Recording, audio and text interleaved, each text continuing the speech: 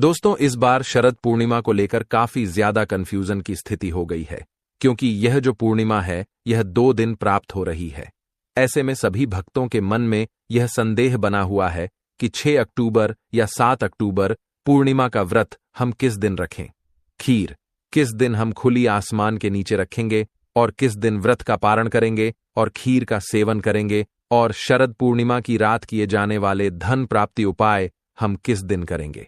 आज की इस वीडियो में संपूर्ण जानकारी आप सभी के साथ शेयर करूंगी।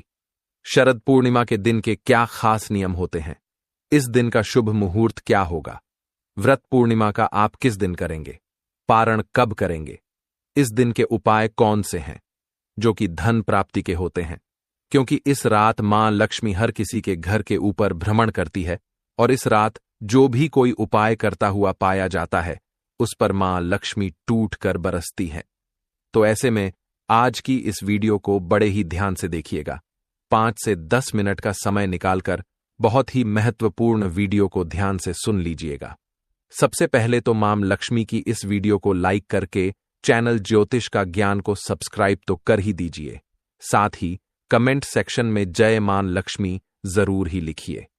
तो देखिए, अश्विन मास की पूर्णिमा तिथि को शरद पूर्णिमा या गुजागर पूर्णिमा कहा जाता है और इस दिन चंद्रमा अपनी 16 कलाओं से युक्त होते हैं और ऐसी मान्यता है कि इस दिन आसमान से अमृत वर्षा होती है। इसलिए शरद पूर्णिमा की रात को खुले आसमान के नीचे खीर बनाकर रखने की परंपरा है और इसी का सेवन भी किया जाता है। इस दिन चंद्र देवता की पूजा करने से चंद्र दोष भी दूर होते हैं और इसी दिन से आश्विन पूर्णिमा से ही कार्तिक स्नान प्रारंभ हो जाते हैं। कार्तिक मास भी शुरू हो जाता है और जैसा कि मैंने आप सभी को बताया कि यह जो पूर्णिमा तिथि प्राप्त हो रही है यह 2 दिन प्राप्त हो रही है। तो ऐसे में स्नान दान किस दिन किया जाएगा, इस दिन क्या करना है क्या नहीं करना है, कार्तिक स्नान कब से प्रारंभ होगा, संपूर्ण जानकारी आप सभी के साथ शेयर करूंगी। और इसी दिन भद्रा काल भी लग रहा है। तो ऐसे में भद्रा का समय कब से कब तक रहेगा, चलिए एक एक करके संपूर्ण जानकारी आप सभी के साथ शेयर कर देता हूं। सबसे पहले तो आप डेट नोट कर लीजिए। अश्विन महीने की पूर्णिमा तिथि 6 अक्टूबर सोमवार को दोपहर 12:24 पर शुरू होगी और जिसका समापन अगले दिन 7 अक्टूबर मंगलवार को सुबह 9:16 पर होगा। पूर्णिमा तिथि 2 दिन है और ऐसे में पहले दिन पूर्णिमा तिथि के समय चंद्र देवता की पूजा का शुभ मुहूर्त भी प्राप्त होगा, क्योंकि रात के समय पूर्णिमा तिथि भी विद्यमान होगी और चंद्र देवता की पूजा भी की जा सकेगी। इसलिए पूर्णिमा का व्रत तो आप सभी 7 अक्टूबर सोमवार को ही रखेंगे, लेकिन पूर्णिमा का स्नान 7 अक्टूबर मंगलवार के दिन किया जाएगा और कार्तिक स्नान भी सुबह 7 अक्टूबर को ही किया जाएगा। स्नान ब्रह्म मुहूर्त के समय विद्यमान पूर्णिमा तिथि में करना सबसे ज्यादा शुभ माना जाता है। हालांकि पूर्णिमा का दान आप दोनों ही दिन दे सकते हैं, यानी कि 6 अक्टूबर सोमवार को भी और 7 अक्टूबर मंगलवार को भी।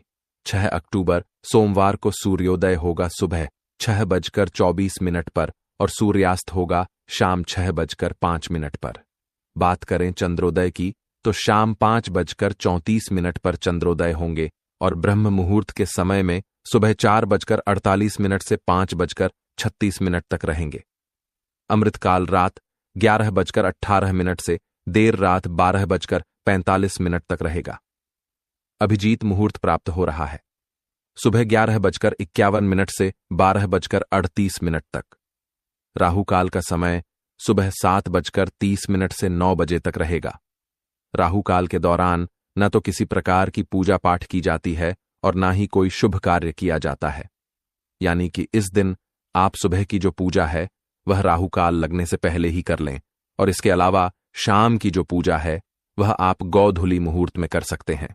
गौधुली बेला का जो शुभ मुहूर्त है वह शाम 6:01 से शाम 6:26 तक रहेगा और इसके बाद भी आप शाम 7:15 तक शाम की पूजा कर सकते हैं।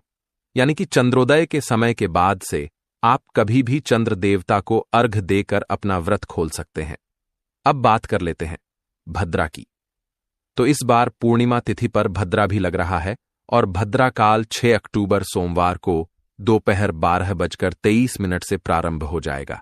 यानी कि जब से पूर्णिमा तिथि लगेगी, भद्रा भी उसी समय ही लग जाएगा, और जो कि रात 10:53 तक भद्रा की समाप्ति होगी। तो लगभग आधे दिन तक तो भद्रा ही रहेगी, और इस बार भद्रा का वास मृत्यु लोक में रहेगा, और यह सभी कार्यों के लिए अशुभ मानी जाएगी।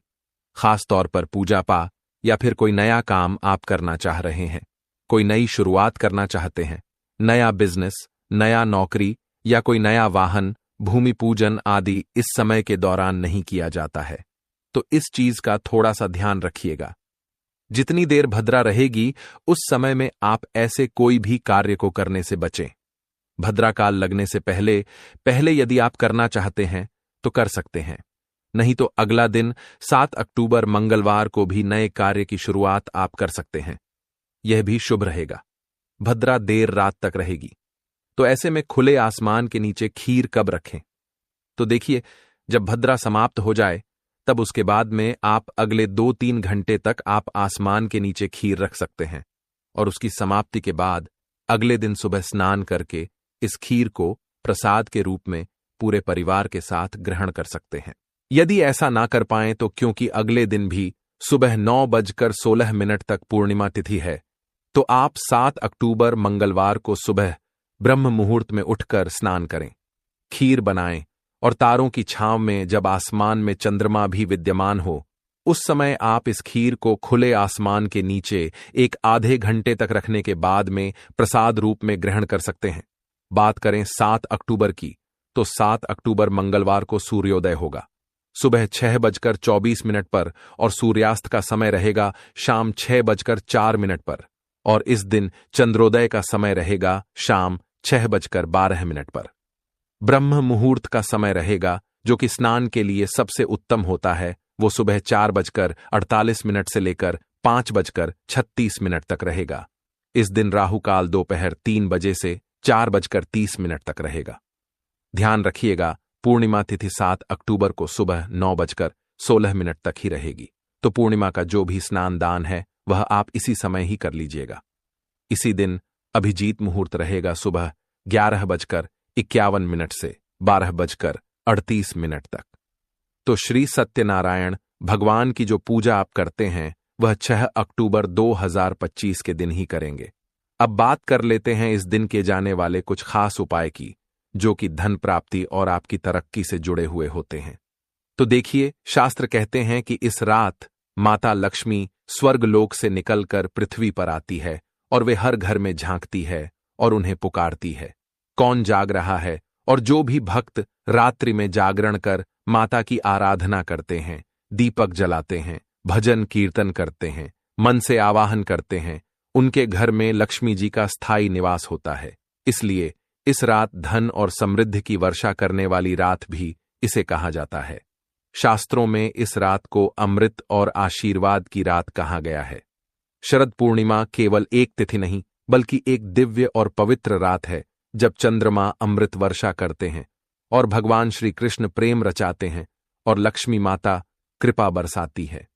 अगर आपने इस रात सच्चे मन से जागरण किया, पूजा की भक्ति में डूबे रहे, तो न केवल आपको जीवन में सुख समृद्धि की प्राप्ति होगी, बल्कि आपका मन, शरीर और आत्मा तीनों अमृत से सराबोर हो जाएगा। भक्तों, वैसे तो हम हर रात ही सोते हैं, लेकिन साल भर में आने वाली यह एक अकेली ऐसी रात है जब आप अपने दोनों हाथों से जितना चाहे धन बटोर सकते हैं। तो इसलिए इस दिन कुछ विशेष उपाय हम सभी को जरूर ही करने चाहिए। शरद पूर्णिमा की रात, चांदनी रात में रखी हुई खीर अगले दिन सूर्योदय से पहले प्रसाद रूप में ग्रहण करना बेहद ही शुभ माना जाता है। यह केवल पेट भरने के लिए भोजन नहीं, बल्कि आपके भाग्य को चमकाने वाला प्रसाद बन जाता है। कहते हैं कि इस खीर का सेवन करने से शरीर में ऊर्जा, मन में शांति और जीवन में सौभाग्य का वरदान प्राप्त होता है। यह प्रसाद पतिप के रिश्तों में मधुरता लाता है, रोगों से रक्षा करता है और घर में वातावरण को सकारात्मक फैलाता है। अमृत और आशीर्वाद का संगम इस प्रकार शरद पूर्णिमा खीर केवल परंपरा नहीं, बल्कि आध्यात्मिक और वैज्ञानिक दृष्टि से अत्यंत ही महत्वपूर्ण है। शरद पूर्णिमा के दिन हो सके तो आप लक्ष्मी यंत्र अपने घर जरूर ही खरीद कर लाएं और इसे पूरी रात के लिए चंद्रमा की रोशनी में रखें, जिससे कि यह अभिमंत्रित हो जाएगा और इसके बाद में आप इसका पूजन करें या अपने पैसे रुपए रखने के स्थान पर रखें। आपके घर में कभी भी पैसे रुपयों की कोई कमी नहीं होगी। इस दिन कुछ खास विशेष काम भी आपको करने चाहिए। हो सके तो शरद पूर्णिमा के दिन सफेद रंग के वस्त्र धारण करें। माना जाता है कि शरद पूर्णिमा के दिन पूजा के समय सफेद रंग के वस्त्र पहनने से भक्तों को चंद्रदेव की कृपा प्राप्त होती है, चंद्रदोष से भी मुक्ति मिल जाती है और साथ ही घर में मानसिक शांति का वास होता है।